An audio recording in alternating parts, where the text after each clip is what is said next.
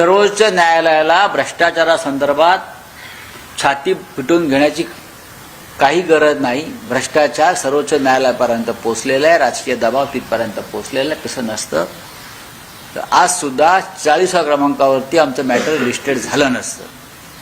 जर देशाच्या संविधानासंदर्भातला एक मॅटर आहे, राज्यघटनेसंदर्भात, त्या राज्यघटनेसंदर्भात तुम्हाला सुनावणी संपवायला आणि निर्णय द्यायला वेळ नसेल तर भ्रष्टाचार आहेच. आता परत एक तारीख देतील 2 महिन्यानंतर.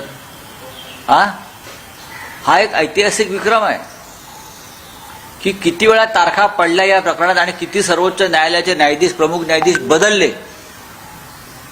हा एक विक्रम आहे आणि याची गिनीज बुक ऑफ वर्ल्ड रेकॉर्डमध्ये नोंद होईल आमच्या देशाच्या सुप्रीम कोर्टाची, की कसं राज्यघटनेसंदर्भातलं एक प्रकरण 4 वर्ष ढकलत अनिर्णित अवस्थेत ठेवलं, याची नोंद होईल.